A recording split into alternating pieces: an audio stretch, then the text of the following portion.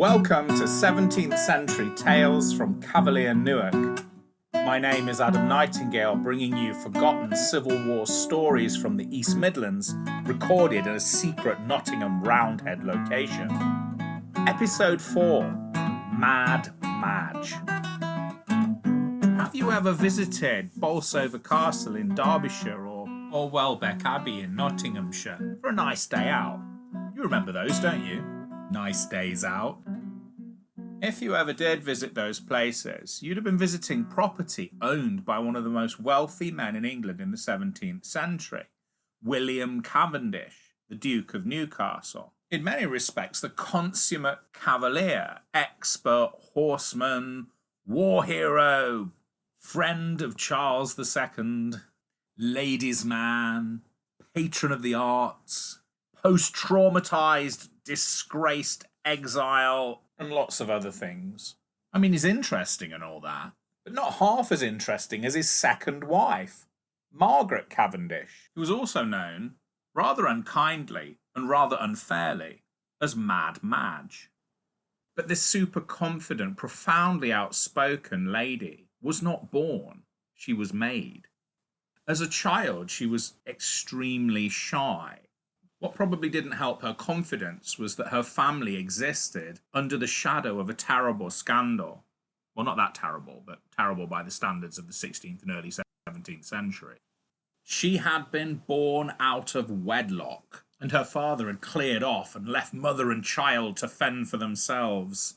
Now, that isn't strictly true, but it sounds more dramatic if I put it that way, and makes the father sound like something of a rake, which he wasn't. He was actually a very honourable man. This is what actually happened.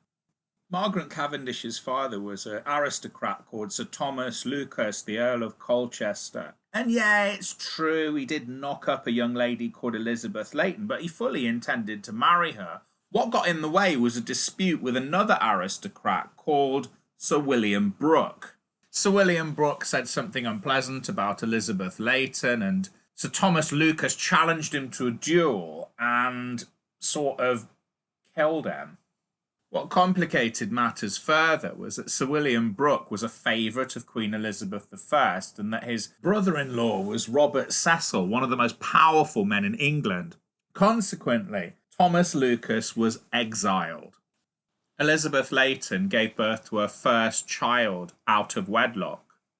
A few years later, Queen Elizabeth died, and James I replaced her on the throne, and he was more favourably disposed to Sir Thomas and recalled him, and Thomas married Elizabeth, and they made up for lost time and produced 6 or 7 further children, the youngest of whom was Margaret Cavendish, who was born in 1623 in a place called St John's Abbey, not far from Colchester, Essex.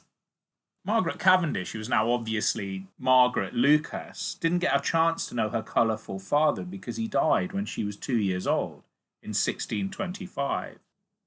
Margaret's mother, Elizabeth, was an extraordinary woman. She never remarried and was in a vulnerable position after the death of her husband when the predatory forces that would surface after the death of a wealthy man circled her like sharks around blood, trying to take her money. She was reasonably politically connected and used that influence to keep the money in the family. Young Margaret Lucas's education was typical for that of a child of relative privilege. She had a degree of private education, but she was very restricted in what she was allowed to study. Being a girl, her subjects were limited to those that were deemed essential for a young lady hoping to make her way in 17th century society. Those subjects were needlepoint, painting, and singing. But Margaret Lucas had a bit of a private dilemma. She loved science and mathematics. She wasn't given the opportunity to study them because they were considered men's subjects. So she taught herself. She started to read the works of many of the great mathematicians and natural philosophers of the age, many of whom she would actually meet in later life. Despite everything I've outlined, her childhood was relatively happy, and she spent her time with a family divided between Colchester and London. And then the Civil War happened. It shouldn't surprise you to learn that the Lucas family threw in with the king. But Colchester was not a safe place to be if you were a royalist. Colchester was Roundhead. During the summer of 1642, there were anti-Catholic riots in the Stour Valley where Margaret's brother lived.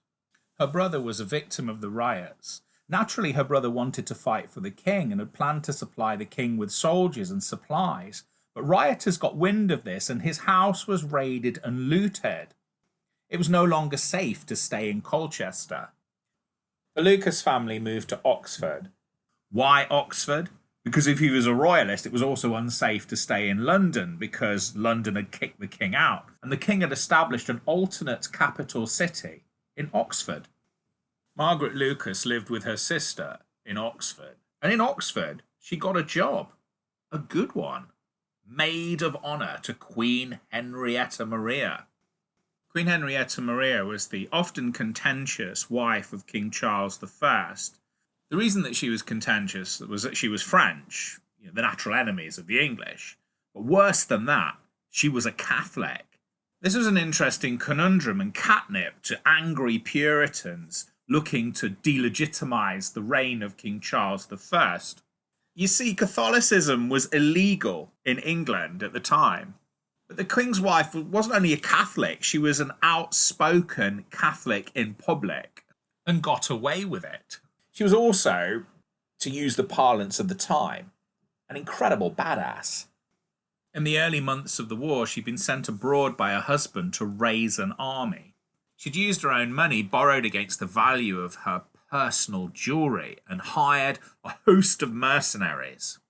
She had braved storms on the journey back to England, causing her to coin the phrase, "Queens of England never drown." Disembarking from the ships at Bridlington, one of her ladies-in-waiting lost her dog, which ran away. Queen Henrietta Maria went and retrieved her. She was being shot at the time by Roundhead soldiers. Queen Henrietta Maria was known as Her She Majesty Generalissima. Well, she called herself Her She Majesty Generalissima. So you can understand why Margaret Lucas, who later on in her own life would become an outstanding mistress of self-promotion, worshipped the ground that Queen Henrietta Maria walked on. By 1644, the war was going so badly for the king that the king was obliged to order Queen Henrietta Maria to leave the country. The queen obeyed. In July 1644, she went back home to France. She took her entourage with her, including Margaret Lucas. Many other royalists joined Queen Henrietta Maria in Paris as the war went from bad to worse. Among them was a certain William Cavendish, future the Marquis of Newcastle, and Margaret Lucas's husband-to-be. A few more words about William Cavendish. The first thing you need to know about William Cavendish is that he was rich, stinking rich. He was so rich that during the Bishops' Wars, that's the conflict with Scotland that immediately preceded the British Civil Wars, William Cavendish contributed £10,000 of his own money to support the war effort. He was so rich that during the British Civil Wars, he was able to raise out of his own funds an army of 8,000 soldiers recruited from people who worked his enormous estates. William Cavendish was also a very cultured man. He was a patron of the great dramatist Ben Jonson and also wrote plays himself. William Cavendish was an expert horseman and was personal riding instructor to the young Prince of Wales, who would go on to become Charles II. But the Civil War came close to destroying William Cavendish. King Charles I had made William Cavendish commanding officer of his forces in the north. William Cavendish was present at the Battle of Marston Moor, which up to that point in the war was the most catastrophic defeat that had been delivered to a royalist army. The battle took place on the 2nd of July 1644 in North Yorkshire. In that battle, the royalists lost 4,000 soldiers and the Roundheads an estimated 300 soldiers. A large proportion of the soldiers killed at Marston Moor were William Cavendish's men. It was a personal and professional disaster. The shame of defeat and the death of so many of his men prompted William Cavendish to forsake the war altogether and exile himself. He left England and came to France and met Margaret Lucas. William Cavendish was a widower when he arrived in France. His first wife, Elizabeth Howard, had died in 1643. William Cavendish had 3 children, the eldest of whom was actually older than Margaret Lucas. The age difference between Margaret Lucas and William Cavendish was 30 years. Nevertheless, they fell in love. Cavendish and Lucas raised a few eyebrows. Not everybody approved of the match. Queen Henrietta Maria wasn't keen, it has to be said, which must have been an intimidating shadow to conduct a courtship under for a shy young woman from Colchester. But there was something defiant in Margaret Lucas that was starting to emerge, and the shy lady-in-waiting was starting to give ground to the woman that in a very short space of time would come to be known as Mad Madge. Despite the Queen's disapproval, the two married, and Margaret Lucas became Margaret Cavendish. The marriage was a happy one, but back home in England, there was tragedy to be contended with. Back in England in 1646, the war ended with the capture of Queen Henrietta Maria's husband, King Charles I. In 1647, Margaret Cavendish's mother and sister both died. In 1648, the fighting flared up again in what has come to be known as the Second Civil War. Now, if you were a royalist fighting in the First Civil War and you were captured, the likelihood is you would be treated as a prisoner of war. In the Second Civil War, your combatant status was more akin to a traitor or a rebel, and if you were captured, you were more likely to be killed, which is what happened to Margaret Cavendish's brother, Charles. Charles took part in the siege of Colchester and for his sins was put up against a wall and executed by firing squad. To add insult to injury, when Charles was buried, his tomb was smashed open. The most significant outcome of the Second Civil War was that it led to the trial and execution of King Charles I. Once the king had been executed, all of William Cavendish's property was seized by Parliament, and he was formally banished from England. At this point, William and Margaret were living in Rotterdam. They had left Paris in 1648 and moved to Antwerp and then to Rotterdam, and were renting a house owned by the painter Peter Paul Rubens. It was an incredible time of intellectual development for Margaret Cavendish. She met many of the great men of intellect of the age, and it was in Antwerp that she entertained and conversed face-to-face with the mathematician Descartes. William Cavendish encouraged his wife to absorb all the available knowledge at her disposal. So through a mixture of her personal hardships, her own mental exertions, the encouragement and patronage of her husband, and exposure to some of the great minds in Europe, the metamorphosis from the shy Margaret Lucas to the outspoken, outrageous polymath that was Margaret Cavendish was almost complete. But the making of her as an independent thinker and public intellectual was her trip back to England in 1651. The king was dead and England was a republic ruled by people that stood against everything Margaret and William Cavendish believed and held to be dear. So why did Margaret Cavendish go back? She went back on an errand of mercy for her exiled husband. Money was tight. William Cavendish, probably for the first time in his life, had little income. It had all been confiscated by the Roundheads, and William was virtually living on credit. But Margaret Cavendish wasn't exiled, and neither was her brother-in-law, Sir Charles Cavendish. They might not have been particularly welcome, but they were allowed to return to England any time they pleased. So Margaret Cavendish and Charles Cavendish went back to England to plead with Parliament to be reasonable and allow some compensation for her husband's confiscated property. The whole palaver took quite a bit of time to sort out, and Margaret ended up staying in Roundhead, London for about a year and a half.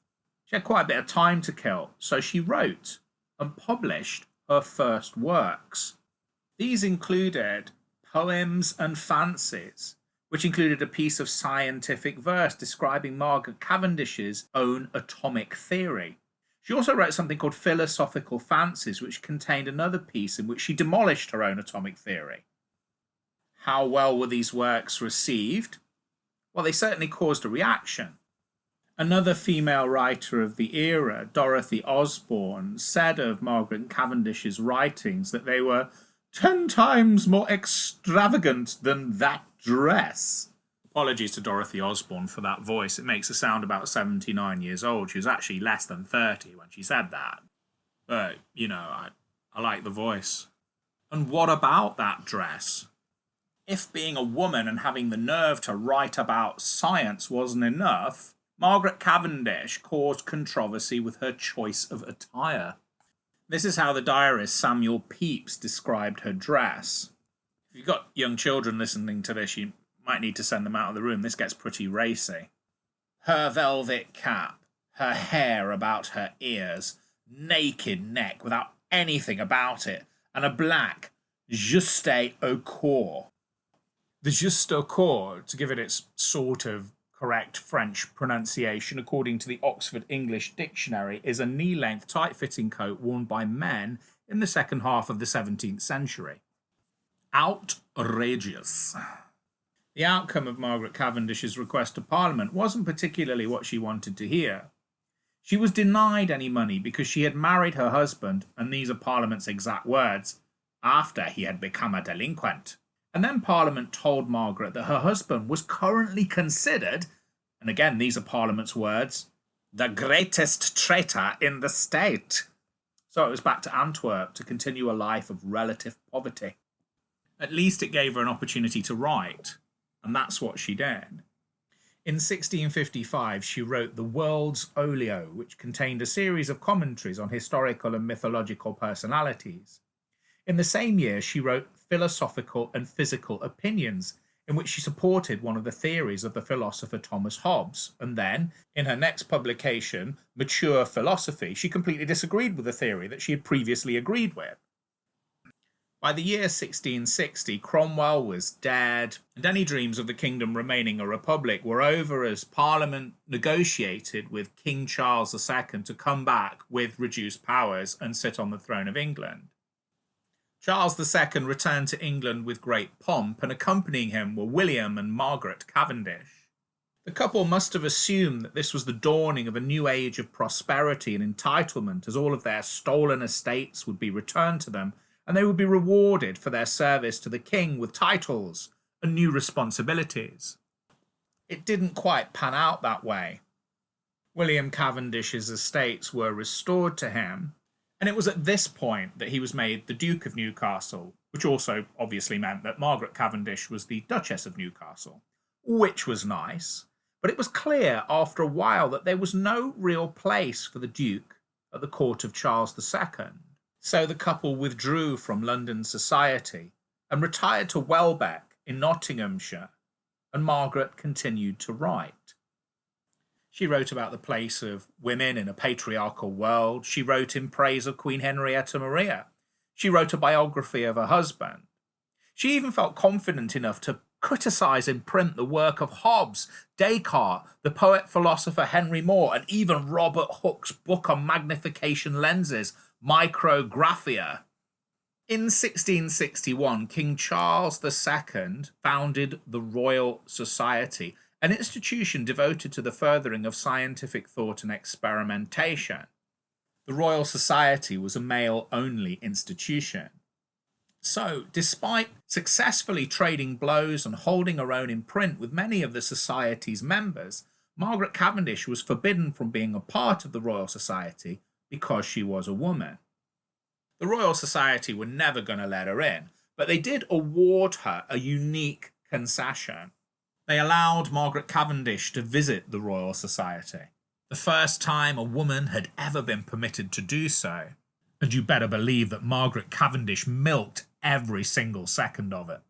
It was a measure of Margaret Cavendish's fame and notoriety that when she arrived at the Royal Society, there was an enormous turnout, all present to see her.